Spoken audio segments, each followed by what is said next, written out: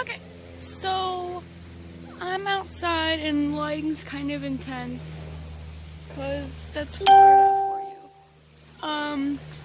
Sorry for outside sounds like that plane over there and for the cars and whatnot.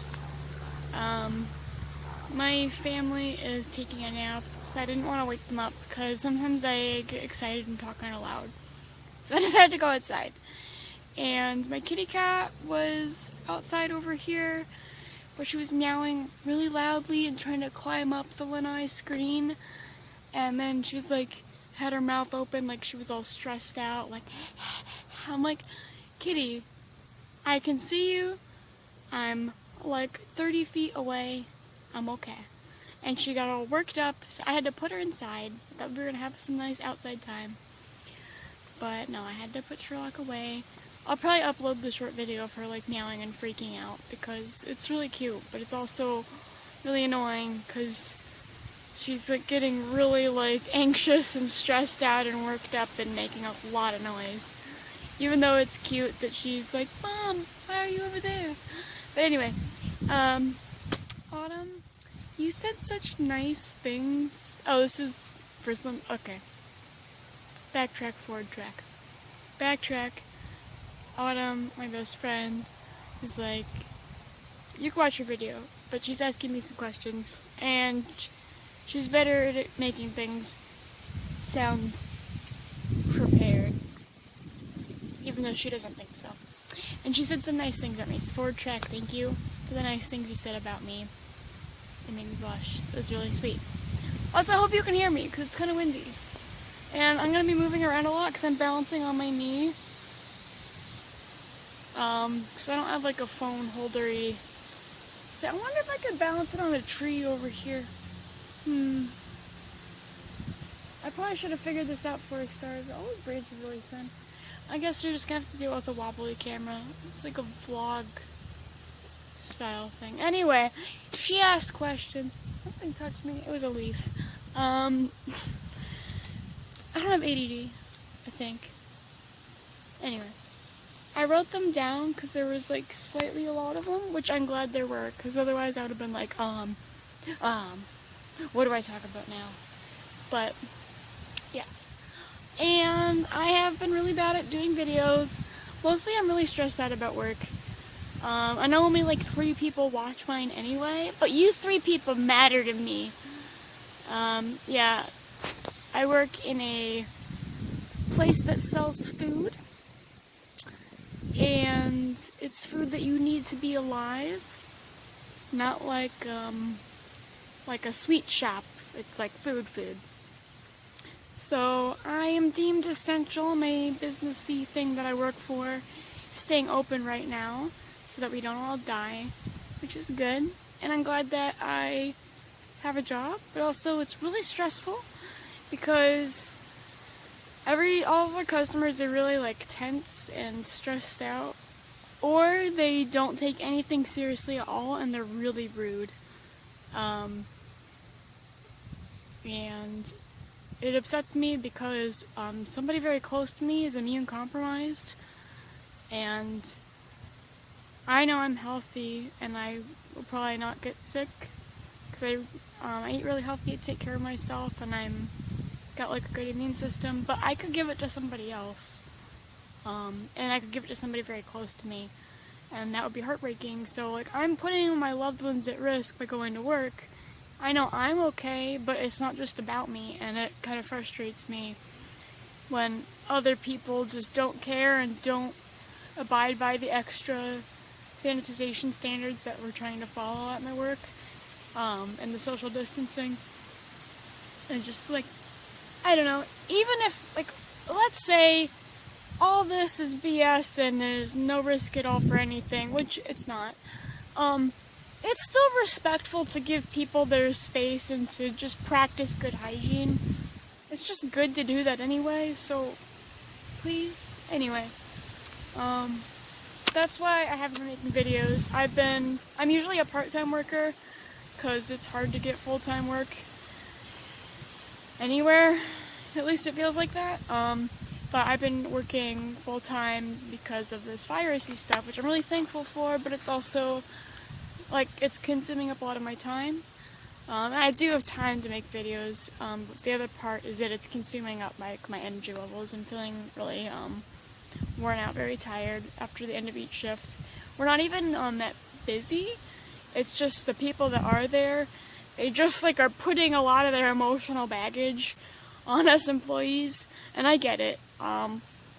You know, and if I can be there for somebody in whatever is appropriate, like I would, like, it's good. I want to do that, but it is difficult dealing with so many people's like stress levels and people who aren't looking after the way their actions affect other people. That's kind of tiring, but that's everyday life anyway, I suppose.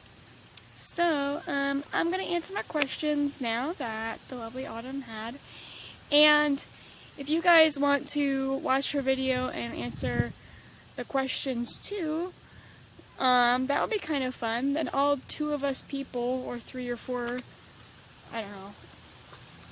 Not very many people watch these, but that's fine. If you want to get to know all of us, each other also, and answer them, do it. So the first one is, actually, definitely watch her video first, just because I'm paraphrasing the questions and she kind of went into more depth. So I'm answering them as they were asked in an in-depth way, but I'm paraphrasing what they were said. So definitely watch hers first anyway. The first one is the favorite new food recipe that I have been working on / making or whatever. Because as all 4 of you people know, I am all plant-based now. And I've had to, well, I already didn't really cook because I kind of hated cooking. It just seemed like a labor, and nobody likes cleaning, and then it's just more stuff to clean up afterwards, and I like stuff that's efficient and easy, and I wasn't very good at cooking, so I didn't want to cook because, oh no, my cat got out. My cat can open the sliding glass doors with her little paw. Sherlock! Stop! No! Can you hear her meow? Can you hear this? Kitty! Do you see her? She like climbed up the... She's like climbing up the screen. I can't with her. I can't like lock the sliding glass doors because I have to get back in here. I guess I could walk around the whole house. I might have to do that. I don't want to move though, I've already started. Oh no, she's pretending like she's suffocating again. She goes, great impression, I know. I think I have to pause this and put her inside. Wow, I've already used 8 minutes. Jeez, my videos are so long. Sherlock, stop it! Okay, I do have to put her inside. Okay, I had to pick up my kitty, put her inside, lock the doors, walk out the front door, walk all the way around my house, through the little backyard fence, back to the backyard, because, I don't know, she just gets, like, anxious, and I have to do extra steps in my life to look after her. And it's worth it, but sometimes it's really tiring, because she just, like, gets really worked up, and I don't know what's going through her little kitty mind when she sees me in the yard. I don't know if she's like, you're not supposed to be out there, oh my gosh, or if she thinks something's gonna happen to me. I don't know, she just gets really stressed out. But if I'm like on the lanai with her, then she's fine. But as soon as I step through the door, she freaks out. So, anyway, I'm sorry, we're already at 9 minutes. My videos are really long, I just talk a lot. I doubt the watch time is as long as the videos are, but you know what? I'll just make it anyway, because this is for me hoes. I didn't mean to call you hoes, I'm sorry. It just seemed like the thing you would say after trying to be a little sassy. Also, I don't have eyebrows really, so if I look a little crazy, this is not wearing makeup, so I didn't draw on my expression maker. Kind of see like the skin. Ooh. Anyway. Okay, question 1. Favorite new food recipes? I don't know. I'll just like list a couple that I really enjoy making. How's that? I made a tuna bitch. Sorry. That's just what we call it. Cause it's like untuna. We thought it would be funny if we called it no bitch, cause there's no tuna in there. It's not my recipe. That doesn't matter. It's made out of, what was it?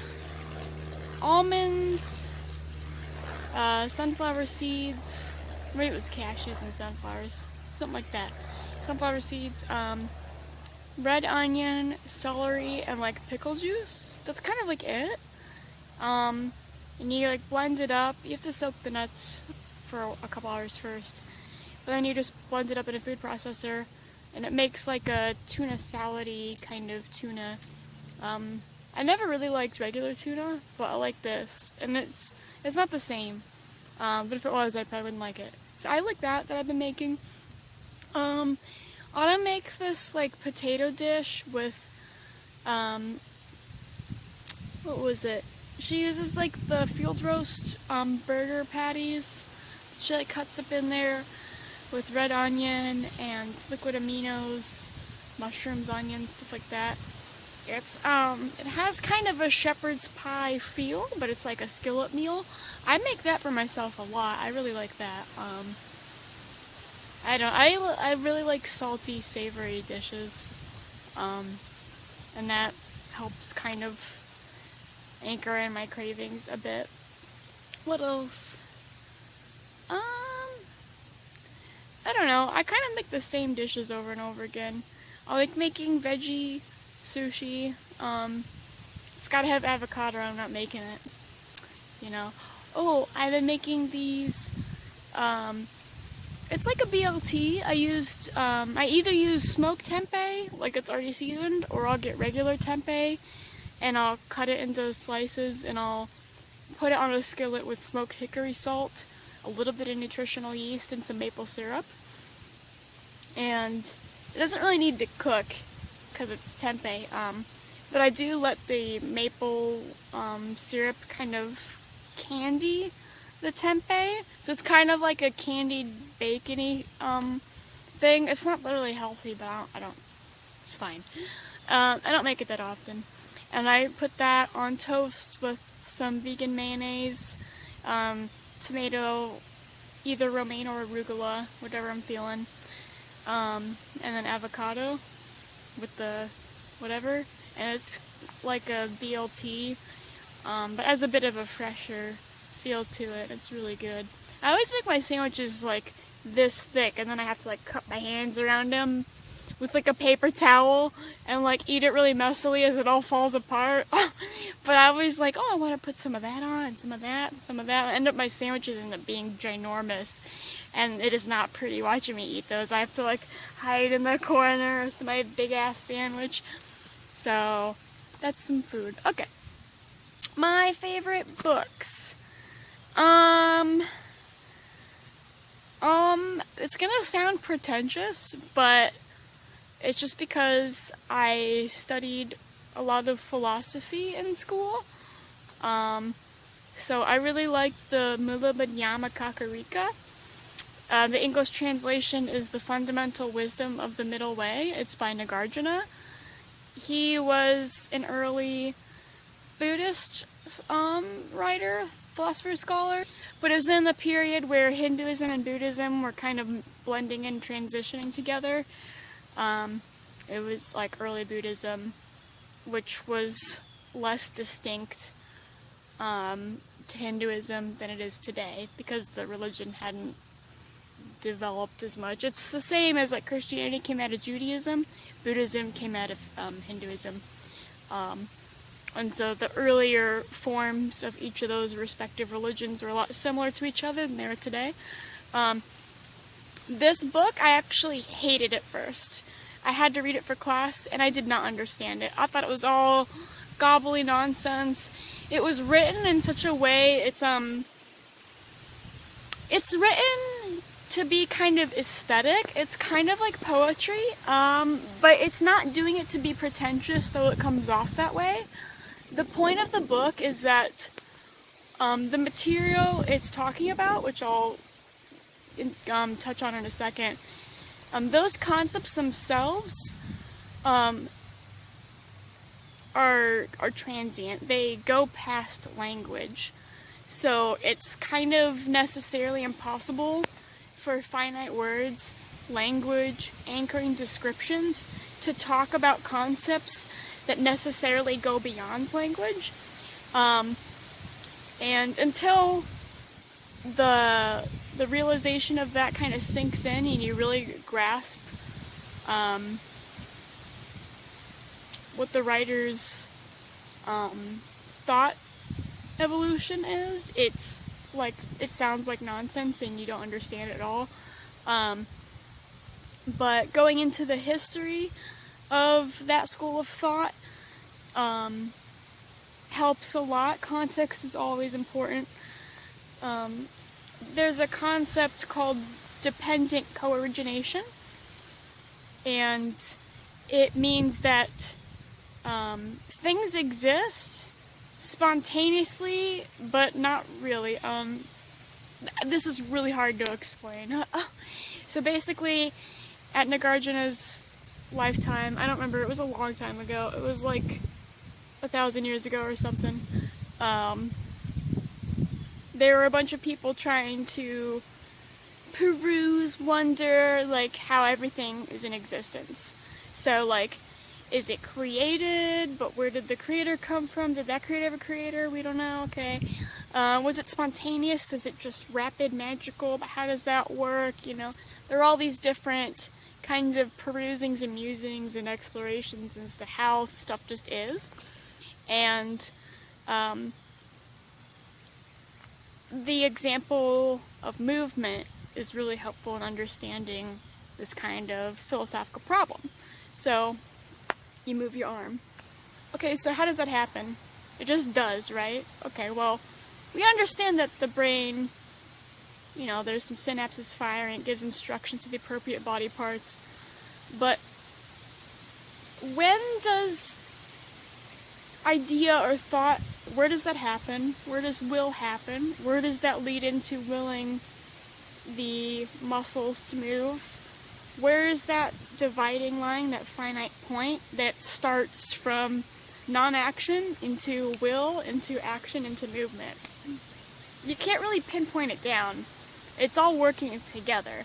And so Nagarjuna worked with the concept called dependent co-origination, which means dependent means there are two things, or multiple, but it's easy to just talk about two things at a time. Two things are dependent on each other. Co-origination, so originating with each other.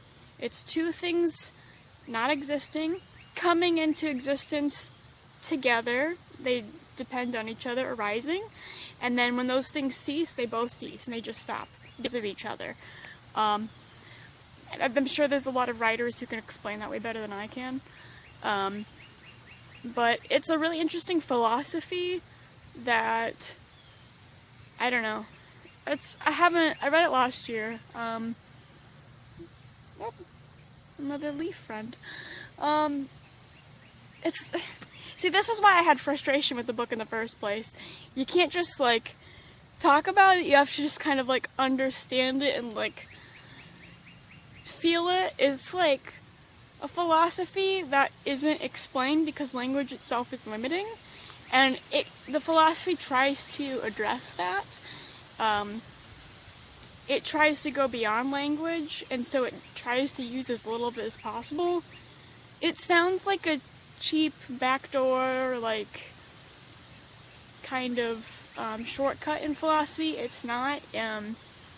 It just takes a lot of work to go with it, and I'm sorry that's the best I can explain it. If I read through my papers again, I could probably be more concise. Hopefully it sounds interesting. It's really complicated at first, but once you get it, you just get it. And the book it's like a poetry book. There'll be like 4 or 5 lines and a couple little stanzas. It's pretty short. but it's musings or observations about things in the natural world.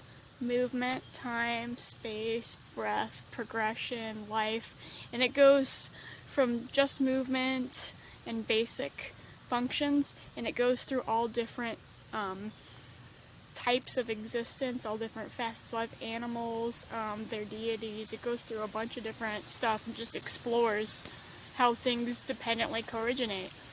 And it's really, really fascinating, and it's beautifully written. Again, it's hard to get into at first, but if that does sound at least mildly interesting, I found it really helpful. It helped me with like stress management, and it's hard to explain how, but it's just kind of an understanding that I'm a limited being. I can't understand or wrap my mind around everything. I can't explain everything away. But that doesn't mean we still don't strive, because it's important to express that effort. That's part of our human condition, is understanding things, exploring, explaining, dissecting, but also knowing when to step back, when to realize there's more out there, but I'm a limited finite being and I can't go any further. But I will do as much as I'm capable of, you know. I feel like some people either try to dissect everything and label it, and if they can't do it, then it doesn't exist. And other people, they only just trust and have faith but never try to examine the physical world. I think both are very, very important. It's important to acknowledge that what our faculties are capable of, you gotta use them. We're here, we do it, you know? But also to understand that sometimes it's a time to step back and let your intuitive, spiritual, emotional side, sorry, is my dad. She's just gonna howl at me! She kept crying at me and trying to climb up the the screen door. Sorry, I was trying to explain why I locked her out. Maybe it'll be okay. Anyway, this video is so long. It's gonna take hours to upload. But we're only on question 2. Okay, that was one book. Oh my gosh. Okay. Other books that are good.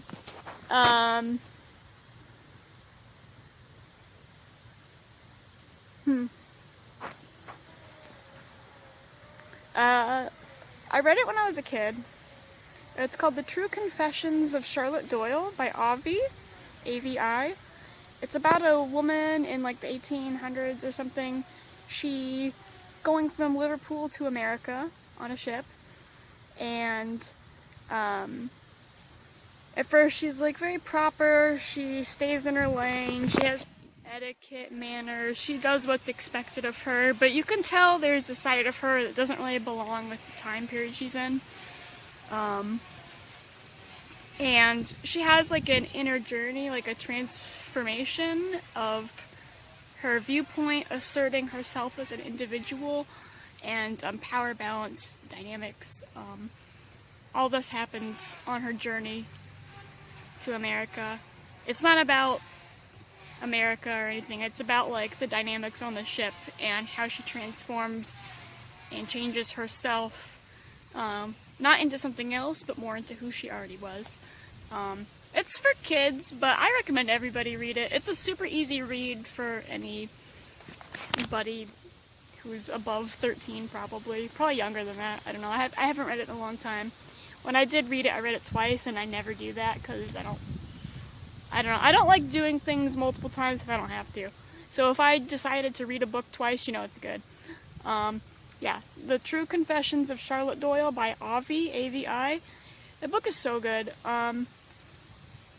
At first, you're like, oh, come on, girl, get it together. And then you start to understand why she is the way she is. Then you're pissed off at everybody else. You kind of understand why they are the way they are. And then there's the... Stop meowing at me! Can you hear her? It's okay! I'm perfectly fine. I'm just sitting here. Oh boy. I have a special needs cat. Anyway. She's climbing up the slider. Stop! I'm just gonna tear it apart. Anyway, there's probably other books, but I didn't prepare for this. This is a long video. I'm sorry for everybody.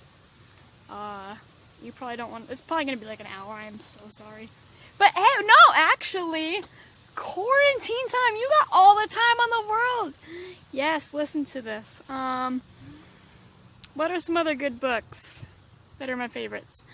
I just like really old psychological journal medicine things from when we didn't have human rights, because they're really interesting, they're really offensive, and they make me sad, but they're really interesting how people separated each other out and viewed each other just for our mental differences, and the evil imaginative ways people abused people who had mental illness is really interesting to me. Again, I think it's bad. It's a good thing we don't do that as badly as we used to. I know things aren't perfect now. But generally torture is not acceptable in developed nations. Generally. I'm sure there's exceptions. I think that kind of stuff's interesting. I read one where they thought that hysteria makes women steal things, or they just blamed everything on menstruation and stuff like that. It's really interesting, because one of the doctors in one of the journals I was reading, and these are like official scientific journals of the time period, he said, well, we already know it's true, so I don't need to prove it. He straight up wrote that in a scientific journal, which that would not happen today, but it's just hilarious that, like, they got, like, so high off their own ego and their own authority that they didn't even bother doing any work. I think that's so funny. It's sad, because real people died and suffered because of a bunch of rich men's pride and greed and ego and all sorts of things, but it's fascinating, to say the least. What's another book that's good? I don't know.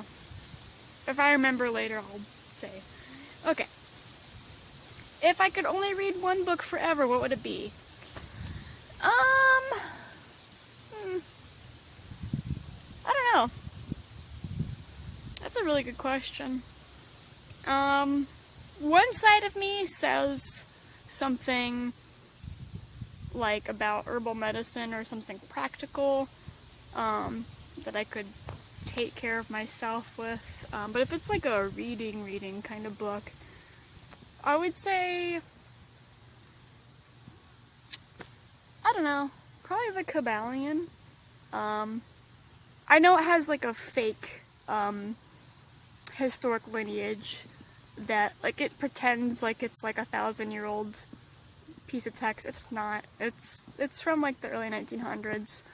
And the person who wrote it, which is probably one person, said they were like a group of 3 initiates, and they said that they had this like amazing, esoteric ancestry, and that this knowledge is passed down and stuff that's like just straight up not true. Given all that stuff, I just think it's interesting. I don't agree with everything in it, because how could you? But it has a lot of interesting ways to look at the world that I think are really helpful, and it does try to address, I don't know, it has like 7 principles for how the world's supposed to work or whatever, and it's very Victorian, where it's like mentalism and all this other stuff, but if you look at it from a more philosophical perspective, you could look at things like, oh, things are, different laws of the universe interact with and rely upon each other, and to me it just helped me see my place as a person in nature, as a being that's part of the whole planet, which instead of previously feeling like some random individual just thrown into society, which, like, I still am that, I don't know, it's just, people forget that humans are a part of nature, that everything that exists on the world is part of the world, and when life is stressful and complicated, it's easy to forget that we're a part of something bigger, a bigger network of, I don't know, just different factors that affect each other, rely upon each other, and, I mean, there's lots of books that help me see that, but just because it was a kind of quaint little book, you know, that pretended to have this, like, ancient lineage from the times of Moses, which it doesn't. I don't know. I just thought it was a fun read, you know what I mean? It's like part fantasy book, part philosophy book. I read it a few times, and I don't know, there were just some lines in there that gave me a lot of peace, you know. I personally believe in God, and one of the chapters kind of addressed that a lot of people tend to project onto God characteristics that are human and infinite divine being couldn't possibly inhabit, like petty things like jealousy and anger and revenge, just stuff that doesn't make sense. For something that exists forever and knows forever to have those emotions, it doesn't make any sense, and it kind of addressed that. I don't know, it just gave me peace about different things. I'm not telling anybody to read it or that it's gonna have any specific answers for anything or that it's all true or anything. Like, some guy made it up in the Victorian era, but I just thought it was interesting. I had a good time reading it, and it just helped me not take certain things in my life too seriously. I mean, it's easy to get worked up because your consciousness is wholly involved in your experiences, so that's literally your entire life, is your perspective on the things that you're thrown into. So of course they feel like a big deal, but just remembering that there's a whole lot going on everywhere, and I think this pandemic is definitely something that's doing that for us, but I don't know. If you want to read it yourself, go ahead. The thing about the different principles, I think it says it in the book, but I might have read it somewhere else. It's like the definitions or the meaning for each of the principles isn't something that's actually explained or written, which is kind of like the Miliband Yamakakarika book that I mentioned earlier. They're concepts that language is too limited to address. So you kind of reflect on things, and you just gradually develop an understanding, and your worldview evolves. I think things like that are really helpful, even if I don't necessarily believe in that perspective or worldview, that the act or process itself of realizing that we're limited and which God works in different ways and appears in different forms, and realizing the limitations of our view of the divine, I thought was helpful. What's the next one? Let's see here. If I had to choose, one art medium would it be? Easy. It'd be drawing. Always drawing. Probably specifically with black ink pen. It's kind of whatever I go to when I haven't made art in a while and I need to make something again. It's just permanent. It's there. You can't erase it. When I'm working with something I can erase or go over or fix, so like acrylic paint, you can paint over it, pencil erase. Things like that, I tend to make marks in a non-committal way, and because I'm not being fully intentional with the work and just like, oh, I could just fix it later, then I end up making the whole thing mess up, and it's overdone or it's underdone, and it doesn't feel solid, it doesn't have the message quite anchored into it, you know. But when I'm working with black ink pen, it's there, you can't erase it, what's done is done. You can try to transform it into something else, but it's there. And it's less stressful. It would seem the opposite way, but because I know I can't change it, I just have to accept what I put down. That's easier for me to deal with. I'm just like, The line's there. If it's smudgy, it's fine. It's messed up, fine. I can try to turn it into a shadow. It might be a huge blob on that person's face, but I'll just do a new one. I don't need to obsess over trying to fix the same thing over and over again. I'm more likely to start a new page and make something new, which is better because then I'm producing more, practicing more, as opposed to just getting emotionally worked up on the same piece and getting frustrated that it doesn't look the way I mean it to. So that's why I would choose that. Okay, 3 items to bring to a deserted island. So there's 2 categories. So there's 3 items that like emotionally would mean a lot to me. Like, oh, if there's nothing left, these are important, so I want to have these. And then 3 things that are like smart or logical that would actually help me survive. I'm gonna do the smart one first, because I feel like it's easier. I would have a survival handbook that tells you like how to find good food, how to make a fire, and you know, make stuff with what you have. So I would have one of those. I would have a plant medicine book, specific to the region if possible, but just how to identify herbs that are gonna poison you or ones that you can help to heal you and different stuff. That would be very practical. And then I would bring like a big jug that I could actually fill stuff up with, because I feel like if you find water on an island, like let's say it was a deserted island that had like some fresh stream or something in it, which I think is a thing, where are you going to store the fresh water in? You'd have to expel all your energy walking, and to get a little bit of a sip, like you need to carry it. So I would have some kind of vessel to carry stuff with. It'd be easier to carry solid things by wrapping them up in vines or ropes or whatever.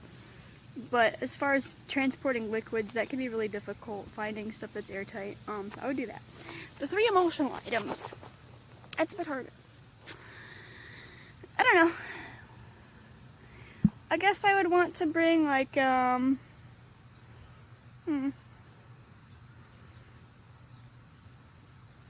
guess paper, because I can make charcoal out of burning vines.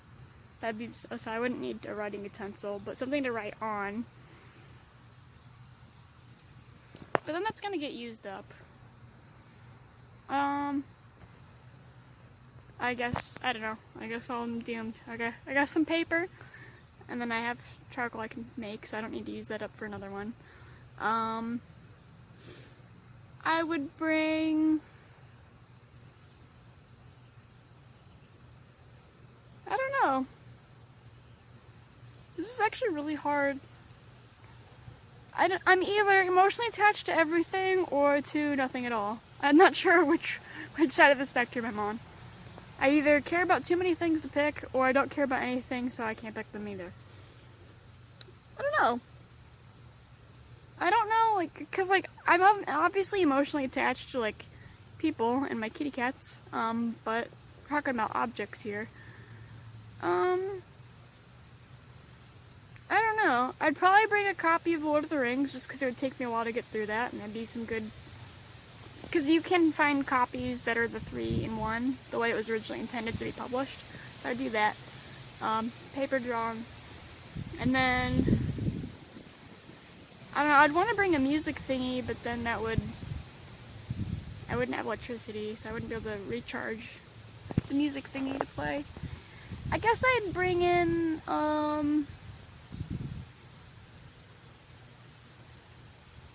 I guess a drum or something that I could make my own music with. I would say like a guitar, but if the string breaks, there's no way for me to fix it, and then I can't play anymore. But a drum is just like something you hit. It's like some kind of percussion instrument I would bring to help keep me occupied. I guess that's what I'd pick. Okay.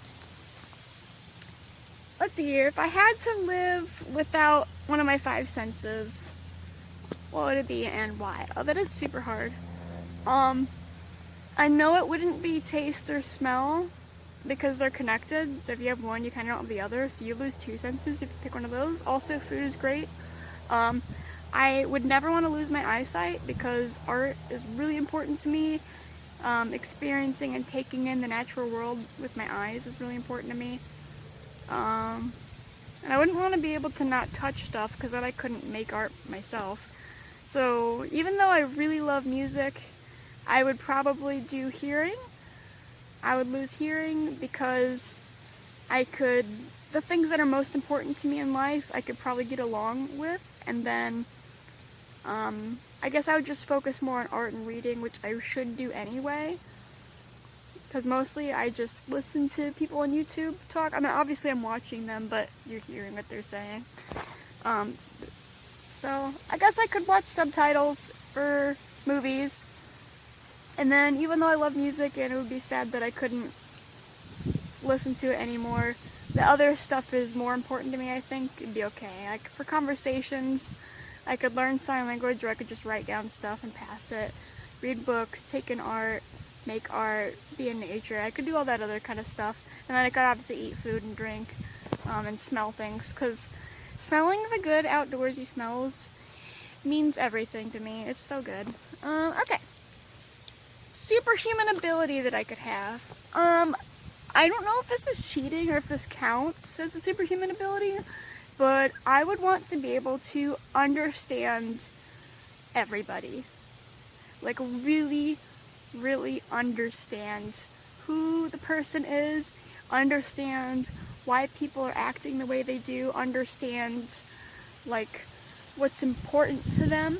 Because I feel like if I could understand everybody, I could get to where I want to in life, because I would know how to interact to my benefit.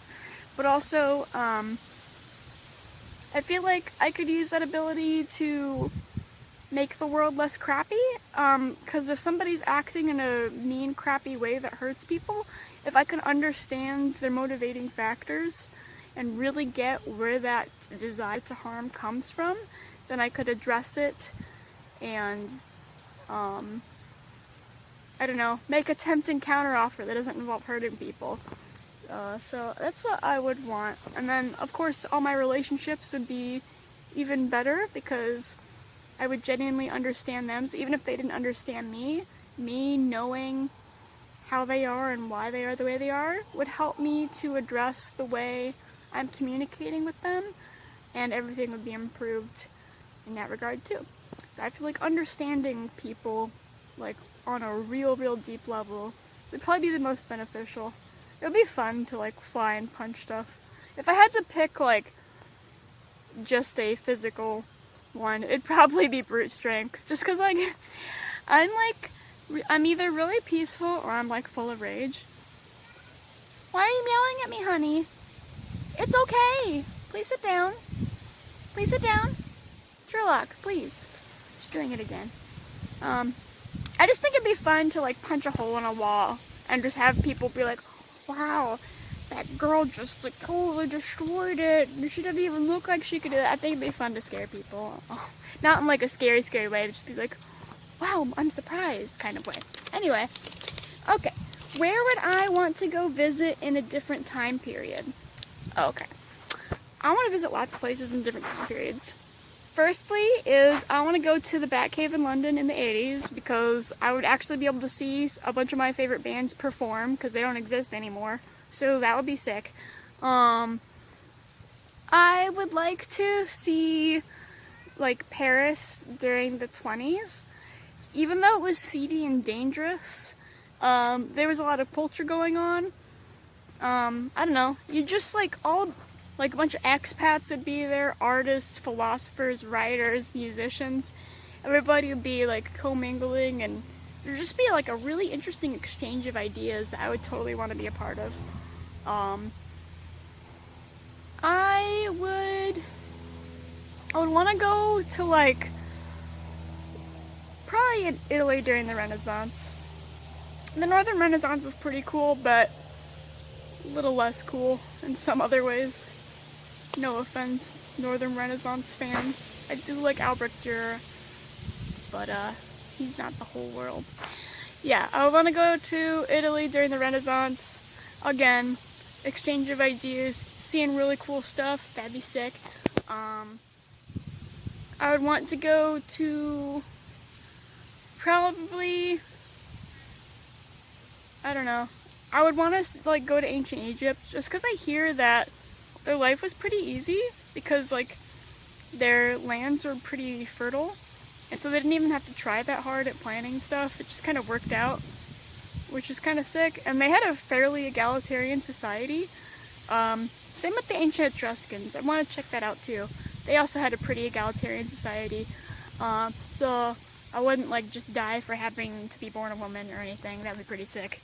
And then I feel like it'd be cool to go like see the ancient Scythians. They like rode around on horses and had a bunch of tattoos, and they wore a bunch of gold and had cool hats, and they fought people. That'd be pretty sick. And then probably it'd be cool to like see the ancient Germanic Celts. I know their life would be a lot more difficult, but I don't know, they just had like cool like music and poetry and like crafts. I wouldn't want to like hang out a long time, but I feel like there'd just be some cool stuff to experience. That's probably just based on my limited understanding of history. Okay. What would I save from a fire, assuming that people and my kitties are already safe? Well, I have this painting of this really weird, distinguished gentleman. His face is really green. So either the artist did a bad job at mixing too much complement into the skin pigment and he accidentally looks like a cadaver, or he on purpose looks like a cadaver. And the fact that it's a mystery makes the painting even more interesting, because he's kind of like looking over here and he's got fancy jewels and a fancy shirt, but his face looks green. He looks dead, but his eyes are like brown and he looks kind of like sickly. I think it's a cool painting. I don't know how old it is or anything, but I would save that painting because it's awesome.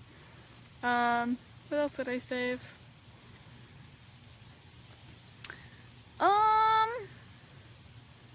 Am I allowed to only pick one thing? I don't know. I have a box of notes that me and Autumn passed in like high school.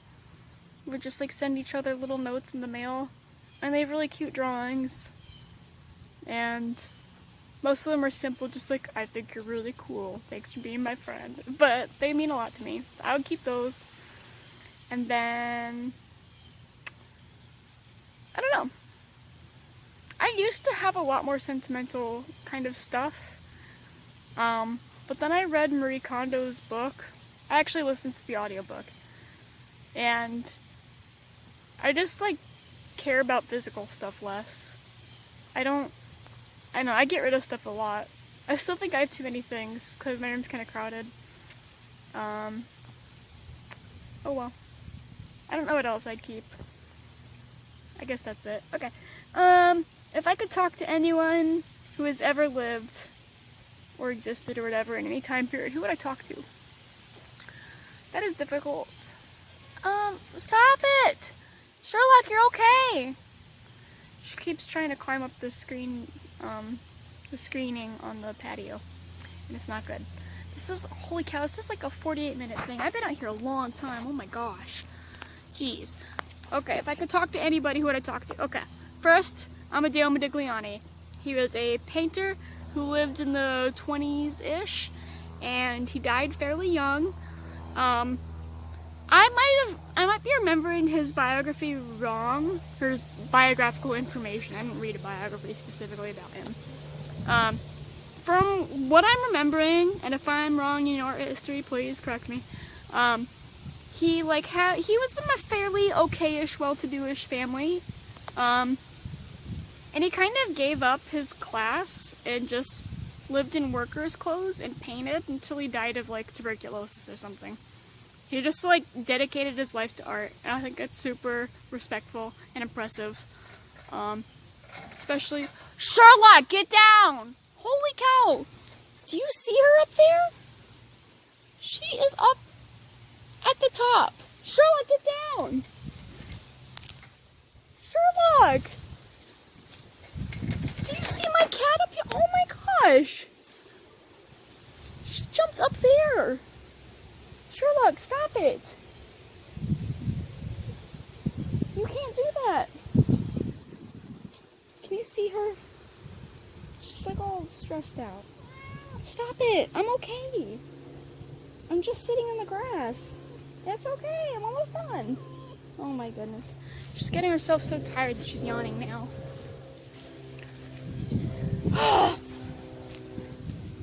She climbs like 10 feet up the screen. Ridiculous. Anyway, so I talked to Modigliani. Who else would I talk to? I would want to talk to Lao Tzu. He was like a Taoist, and I just feel like I would have a better understanding on how to be peaceful. Because I'm either really peaceful or full of rage, and I feel like a lot of times it's rage and not peace, and I wish it was the other way around, but I just get really angry. I don't like express my anger like outwardly, like I don't scream or like hit people or anything stupid like that, but like I just get really like upset and worked up, and sometimes the people close to me don't like it, and I don't blame them. So Sherlock, no, down. You know better. You need to hop down. Okay.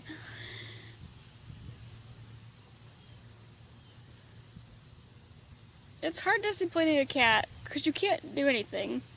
You could say no, but that's like kind of it. That's all you can do. Just like, hey kitty, please don't. And a lot of times she listens to me. A lot of times she'll be like, okay, I'm sorry. She doesn't say that, but I'll be like, hey, Sherlock, stop it. And she stops it. But aside from me telling her I don't want her to do something, I can't do anything about it. It's like, hey kitty, you know better. I can't back it up with anything, but that's okay. Who else would I want to talk to? Or visit? I don't know. I don't know, there's like... I don't know. Albert Dürer. He seems pretty cool. He's a cool artist. He doesn't necessarily have any particular interesting views. I would just kind of want to learn technique from him, I guess. I guess I'd want to learn technique from like Raphael and Da Vinci. Like art techniques. I don't know. I would want to meet Soutine. He was another artist. He had a bad habit of bringing rotting things and painting them, and people would think that they were like dead bodies in his apartment, but he just liked painting decaying things. And I would want to know what his fascination with that was. Because like the cops would get called on him because it smelled like there were a bunch of dead bodies that he killed in his apartment, but he just like would get rotting stuff from like meat marts and paint them. And I don't know why he was so obsessed with that. Some people think it's like sexual. I do not get that at all. There's like one particular still life. I think it has like a cow or some kind of like animal that was killed and cut apart. And people, like art historians, say it's like a sexual thing. I'm like, what are you talking about? There's a dead animal. Like, if he was expressing something sexual, he probably would have been more explicit. If he was willing to bring a bunch of rotting stuff into his apartment and have people call the cops on him all the time, I doubt it was that. Like, come on. Anybody else? I don't know. I can't think of anything. I'm sure there's more.